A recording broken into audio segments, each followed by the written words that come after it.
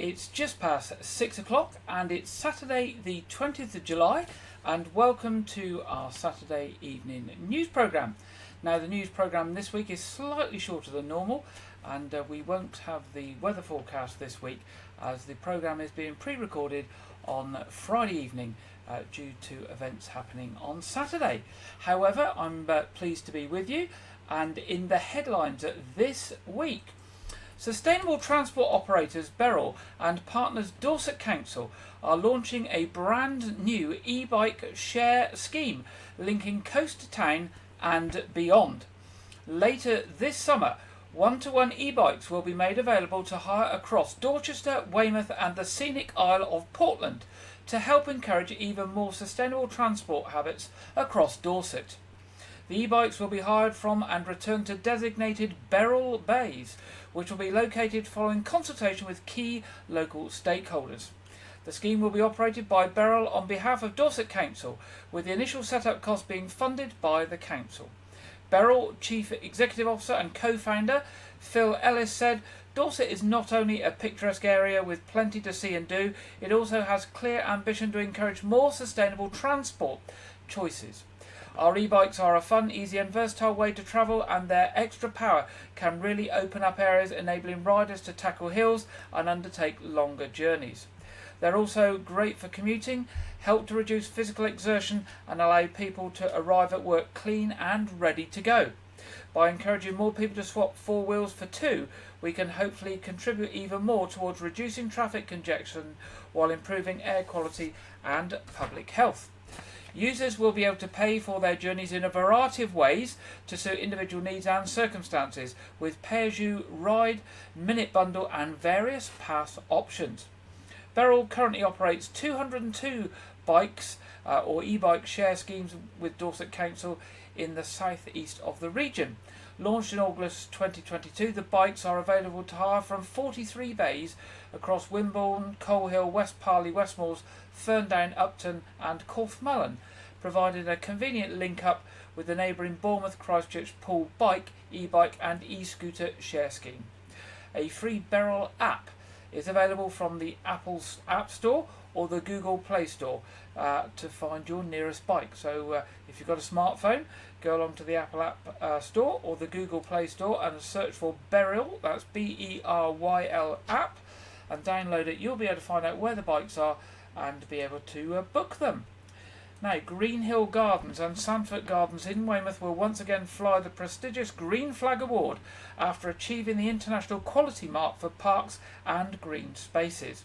This week, Weymouth Town Council was celebrating after retaining the Green Flag Award for both Greenhill Gardens and Sandford Gardens, which are a riot of colour with all the beautiful planting.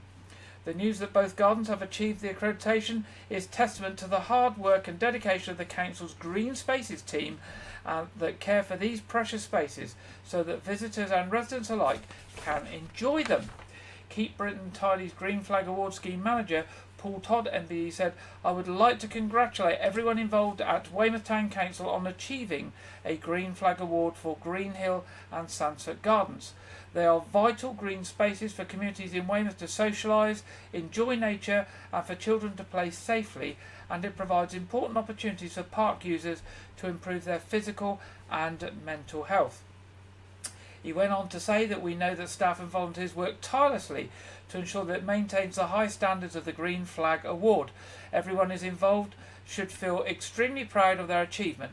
It's important that our free-to-use spaces are maintained to the Green Flag Award standard, making them accessible for all members of the community while ensuring the environment is protected.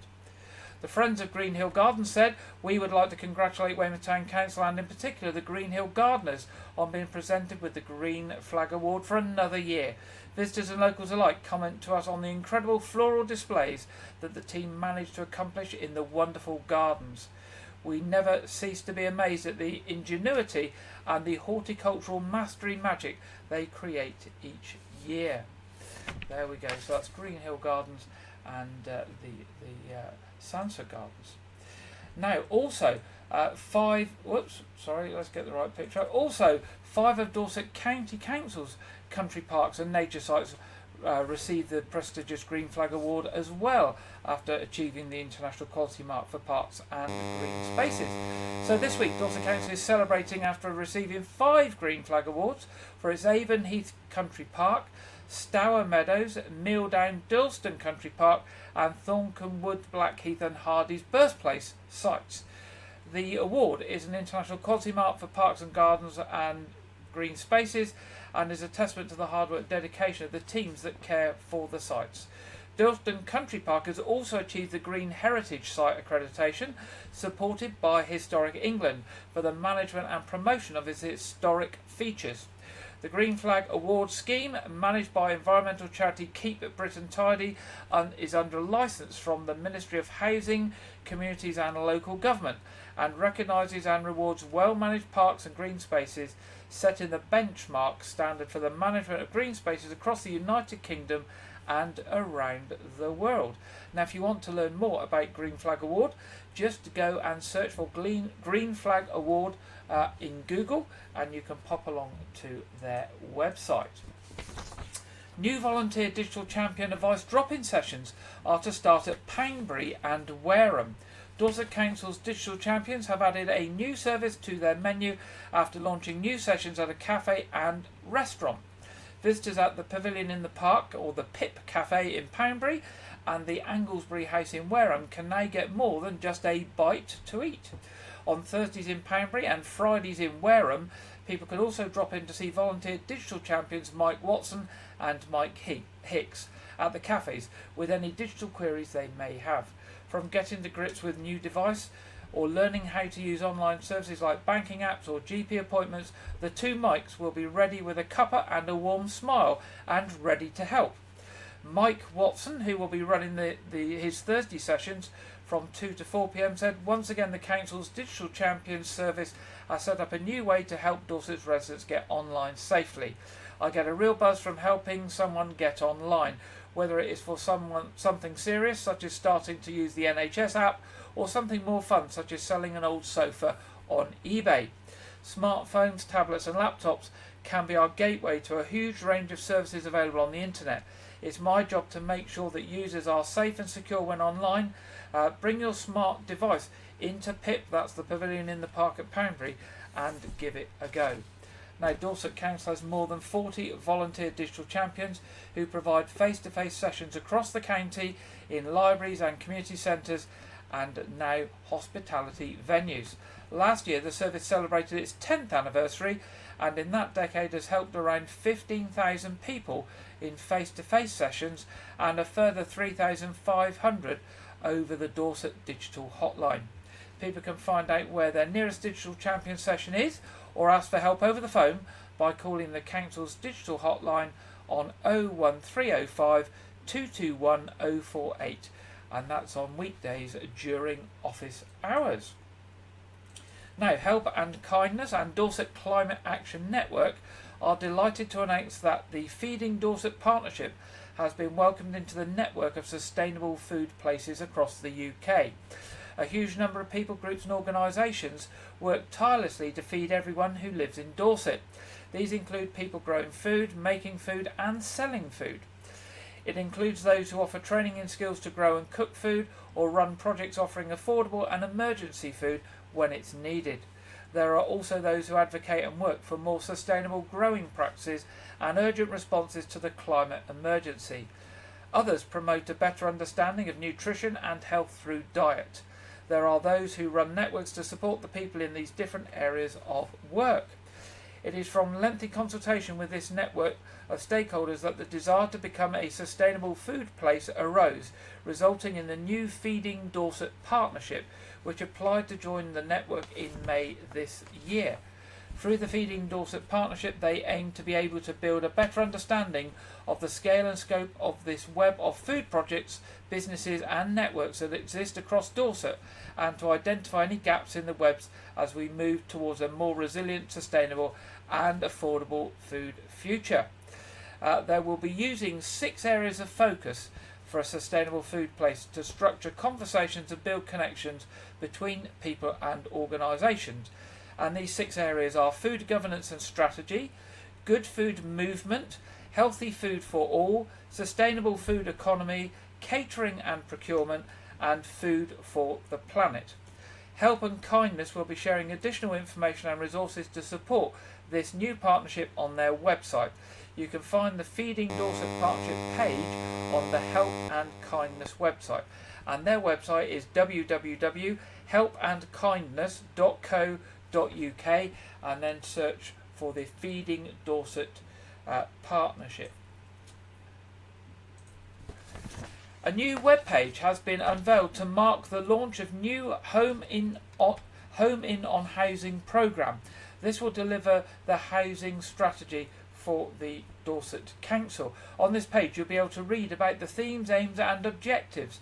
There is also information about each of the projects that make up the programme. The themes include increasing housing supply, building healthy communities, homes for Dorset residents.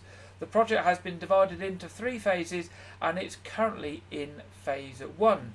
New models of housing delivery was one of the first projects to start. It will look at ways that Dorset Council can help increase the number of low-cost homes for Dorset residents.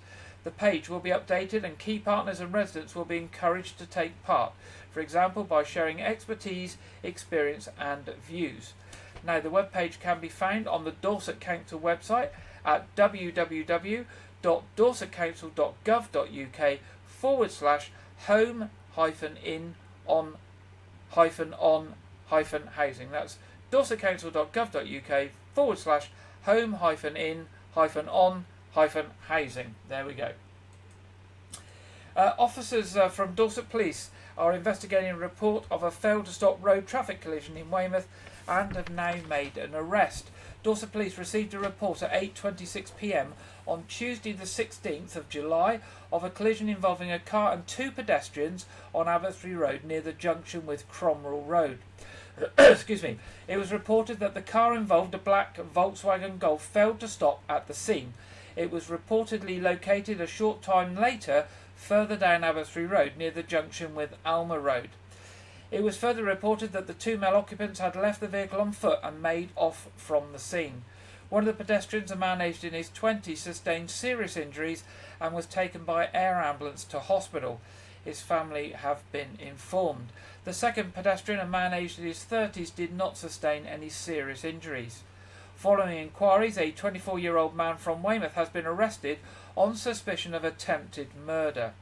Detective Inspector Simon Austin of Dorset County CID said, "We are continuing to investigate this collision and establish exactly what happened.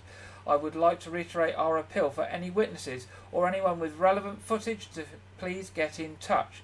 We would like to once again thank the public for their patience and understanding while road closures were in place, which allowed us to carry out a dedicated scene examination." Now if you've got any dashcam footage, any CCTV or doorbell footage, then do give Dorset Police a call on 101, or if you wish to give any information anonymously, you can do this via the Crime Stoppers charity on 0800 555 111. Now a retired marine engineer who goes by the name of Bike Man Danny is livid after someone cropped the security lock and stole some of the refurbished bikes that he sells from outside his Dorchester Road house to raise funds for Weldmar Hospice Care. Danny said, "They are not stealing from me, but possibly stealing pain-killing drugs from terminally ill people. So far I've raised over £46,000 for the hospice, and I think that anyone who steals from a hospice is the lowest of the low, and I hope that they or any of their friends or family never need the care that Weldmar provides for the terminally ill." Of course, if you know anything about those thefts, again, please do inform Dorset Police. And thank you to Idris Martin and Keep 106 for the photo and the article for this story. Now, the world famous exhibition from the Natural History Museum returns to Dorset Museum and Art Gallery this summer, showcasing the world's best nature photography. Over 100 powerful photographs capturing fascinating animal behaviour, spectacular species and the breathtaking beauty of our planet. The images shine a light on stories and species from around the world and show the impact of human activity on the planet in ways that words cannot. From a dramatic encounter between a lioness, her 2 cubs and a wildebeest battling Nubian ibex in the mountains of the Negavi Desert to a bee appearing to build a nest. Many of the photographs reveal aspects of life in the wider natural world that many of us have never seen before. Wildlife Photography of the Year is the most prestigious event of its kind and has provided an important global platform for the best talent working in the genre for nearly 60 years. Originally launched in 1965, the competition has grown to such an extent that a staggering 49,957 entries from photographers working in 95 different countries were submitted for this year's event. Let me just repeat that. 49,957 entries from photographers in 95 different countries. Isn't that fantastic? This resulted in an intense week for the panel of industry experts gathered at the Natural History Museum in London, who judged each entry based on its creativity, originality and technical excellence. Of those nearly 50,000 photographs, the most compelling 100 have been selected for this delightful, inspiring and thought-provoking exhibition, complemented by a variety of soundscapes, videos and expert insights. To complement the exhibition, a free science-based workshop has been created in partnership with the Natural History Museum with the aim of challenging school students across the country to help everyone better understand nature and local habitats. Pupils will explore Dorset Museum and Gallery's hidden collection, discover how early scientists worked and developed their own science thinking. Inspired by the museum's incredible collection, children will also make their own nature journal to take away. Now, all sorts of community groups across Dorset and beyond have been taking advantage of the Woodland Trust Free Trees scheme. With tree planting statistics only recently published and millions of more trees needed to reach the UK's 2050 carbon net zero targets, the Trust's ever-popular initiative can help make a huge difference. Trees boost nature's combat flooding. Trees boost nature, combat flooding, provide shelter and reduce pollution, and have huge benefits for mental health. But time is running out for schools, sports clubs and community groups to take advantage of the Woodland Trust's latest Free Trees giveaway and help the charity reach a staggering £16 million tree milestone. The UK's largest woodland conservation charity has given away a mind-boggling 15 million saplings through its ever-popular free tree scheme since it started in 2010. That's an average of more than 1 million trees a year. And with the applications for the autumn delivery window closing next month, the Trust is urging people to take advantage of the no-catch scheme and help tackle the climate and nature crisis. The spring delivery in March 2024 saw 26,995 saplings finding homes across the south of England, as part of a total 365,985 trees sent out across the whole UK. And just to give you an idea, in our area 4,455 trees were delivered and planted in Dorset. Applications for delivery in September are closing on the 26th of August. The application process to secure your saplings is straightforward. You just need to go to the Woodland Trust website and look for the plant trees for schools and communities. So just search for Woodland Trust, fill out the form and ensure your trees are on the way. The Woodland Trust scheme delivers hundreds of thousands of free trees twice a year for planting in the spring and autumn.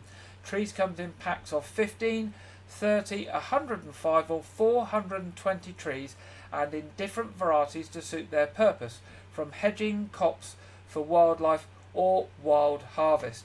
The Trust tree packs have been generously funded by lead partners Sainsbury's, Lloyds Banks, OVO, Bank of Scotland and Sophology. And finally, in our headlines tonight, Weymouth Town Council are running free community events in Weymouth this summer. A bouncy castle, arts and crafts and a musical trail are just some of the activities lined up at Weymouth Town Council's free events this summer. In August, the council is hosting 2 community events in Westham and in Wyke, and a further event at Tumbletown Community Farm, offering fun and free activities for all the family to enjoy. The first of the 2 community events will take place on Tuesday the 6th of August at Links Road in Westham. That will be from 11 a.m. to 2 p.m. There'll be a bouncy castle, a mini nature trail, arts and crafts, a couple of information stands and activities provided by Westham Community Centre with a series of games and under 5 play area. The next community event will take place on Wednesday the 28th of August in Wyke Gardens. That will be from 11 a.m. to 2 p.m, which will also feature a bouncy castle and various arts and crafts activities. Westham Community Centre again will run activities. An arts and crafts workshop from Houseworks and other local organisations like the Veterans Hub and White Smugglers Pub are also being involved. There will also be a food bank donation facility at both events to help support local families in the Westham and Wyke Regis areas. Contributions of non-perishable food items and any spare shopping bags would be greatly appreciated, so please bring these along to the events. So the first event, though, however, is on Thursday the 1st of August, where families are encouraged to come along to Tumbledown Community Space, Radipole Lane, for the Sounds in Summer event between 10 a.m. and 2 p.m. The team at Tumbledown are busy making musical instruments from scrap materials and setting up a music trail around the site. So far they have made some xylophones, an outdoor harp, a flipper-flop phone, whatever that is, and drum kits. As well as the musical trail, there will be musical workshops where children can make their own tambourine or shaker. Band Dr. Jazz will provide some music from 12:45 p.m, and everyone will be encouraged to join in and shake their shakers or whatever instrument they have made. So, Weymouth Town Council have announced a number of free community events this year, with the first one that was taking place back in April at the Top Club in Littlemore. Now, pop along to Weymouth Town Council website, and you can search for Weymouth Town Council on Google to find out more information about those community events. Now, in our programme tonight, it's time to go along to see our film review and preview this week, as usual, with Andrew Wright.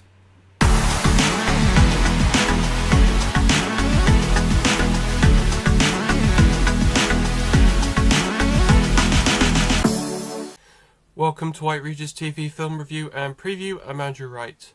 Last weekend, Despicable Me 4 came out in cinemas. The 6th film in the Despicable Me franchise. The film stars Steve Carell, Kristen Wiig, Pierre Coffin and Will Ferrell. The film revolves around Gru having to take his family into witness protection when a villain from his past targets him. The film is a box office success and has received mixed reviews from critics but positive reviews from audiences, which is usual for this sort of family film affair. So I went to see the film last weekend. So I saw opening weekend UK. It was released the week after the US, and I was a bit mixed in my opinions. I love the Minion gags. They were quite funny. And the film was very full of Easter eggs and cine-literate, jokes. There's a nod to Spider-Man 2. And the finale of the film, the ending of the film, it's a very bizarre nod. There's a lot of very bizarre nods to the previous Despicable Me films. I don't get why they did that. And the film is just very awkward and bumbling and fast-paced. There's a joke at one point in the film about how Gru makes everything awkward, and the film that's just how the film feels, just awkward. So I gave the film 3 stars out of 5. This week, Twisters came out in cinemas as a standalone sequel to the to the 1996 film Twister. The film stars Daisy Edgar-Jones, Glenn Powell and Anthony Ramos, and is produced by Steven Spielberg, and revolves around Edgar-Jones's Kate, who is traumatized after a devastating encounter with a tornado, but gets lured back to her hometown in Oklahoma to help test a new tracking system, only for lives to be in danger as multiple storm systems converge on Oklahoma. I saw this in cinemas opening day, so Wednesday, and I enjoyed it much more than I thought I would. I thought this has really captured the spirit of the original. It very much feels like a Steven Spielberg film, even though he's only a producer, and there's added new aspects to the film, building upon the original. And Daisy Edgar-Jones gave a great performance. There was great directing, special effects. I gave the film 4.5 stars out of 5. That's all I have for this week. I know I said I'd review Civil War, but I forgot. I said that last week that I was reviewing Twisters, so apologies. But you can find my review for Civil War on my Letterboxd, which you can find via my social media via Wyke Regis TV. But next week I'll be reviewing Deadpool and Wolverine, the sequel to Deadpool 2, which came out in 2018, so it's been 6 years. I'm really excited, and it's introducing Deadpool to the Marvel Cinematic Universe. So this is going to be great. Now back to Gary in the studio. Thank you, Andrew. And Andrew will be back with us with the film review and preview next week.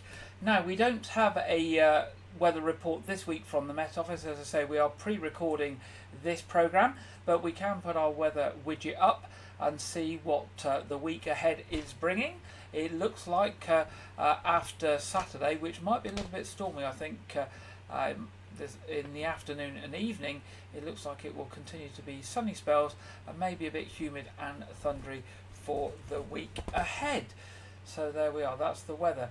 You can pop along onto the Met Office website if you want to get the latest weather this weekend. Now we go to our usual What's On section, and coming up, Weymouth Pavilion, 25th of July, The Magic of Motown, the 29th of July, comedian Sarah Millican, 27th of July, comedian Sarah Millican, 3rd of August, comedian Jimmy Carr, 8th of August, comedian Joe Pasquale, 10th of August, Shawaddy Waddy 50th Anniversary Tour, and the 17th of August, the Bowie Experience. More details on those at weymouthpavilion.com, and to buy tickets online, either go to the website or give the box office a call on 01305 783 225. Now, this weekend is the Victorian weekend at the Noath Fort, and that returns again tomorrow on Sunday, the 21st of July. 3rd of August, Songs in the Summer with Wessex Musical Theatre at the Noath Fort. 15th of August, A Midsummer Night's Dream, and the 29th of September, Pause for Fort. More details on the Noath Fort website, www.noathfort.org.uk. As I said last week, Arts Reach, the arts programme body funded by the Arts Council and other bodies, has a whole raft of summer activities for the family in shows and workshops. Far too many to mention, but do pop along to their website at artsreach.co.uk to see what they have on offer. Maybe a good day out into one of Dorset's villages, join in with a workshop, get a bit of lunch, and explore the local village and community. Abbotsbury and Portersham are still celebrating their millennium. They were granted manors in 1024 by King Canute. Now they have a special website with all information of what's going on in their special year, and that is map24.org. Events are running right through to the end of the year, so have a look there and see what they have coming up. Next week, started on the 27th of July and running to the 3rd of August, is the Thomas Hardy Conference 2024. Lots of plays, readings and all sorts of things. Thomas Hardy, a packed week. It's delivered in partnership with Dorset Town Council, and most activities will be held in the United Church in South Street, Dorchester. For more information, search for Thomas Hardy Society and pop along to their website. What else have we got coming up? I think that's just... Compton Abbas Air Show, we mentioned this last week, Aero Legends Golden Age of Aviation. That's on the 10th and 11th of August at Compton Abbas Airfield. There's a special website for that, www.comptonabbasairshow.co. Lots of ancient planes and things to see there. Look into church services. Church services in Wyke tomorrow. 8 a.m. communion at All Saints Church. 9:30 communion at All Saints Church. And 11 a.m. at St Edmunds. Of course, our other programme tonight is our quiz, which will be live at 7:30 p.m. as usual. The stream will go live at around 7:20, and that is available for anyone to join us from the community. It is free and suitable for all, and we would be delighted if you would join us. Well, that brings us to the end of this week's slightly shorter programme. Thank you for joining me. I'll be back normal live next week as far as we know. If you have any news or events or any information for us, please do drop us a line at news@wykeregis.tv. That's news@wykeregis.tv. We would always love to hear from you. So I hope you enjoy the rest of this weekend. If you've started your school holidays, do have a nice holiday, whether you're staying locally in Weymouth and Portland, or whether you're travelling off somewhere else in the country or across the world. Safe travels, enjoy your summer holidays, but I will be back here next Saturday at 6 o'clock with my weekly news programme. Good night.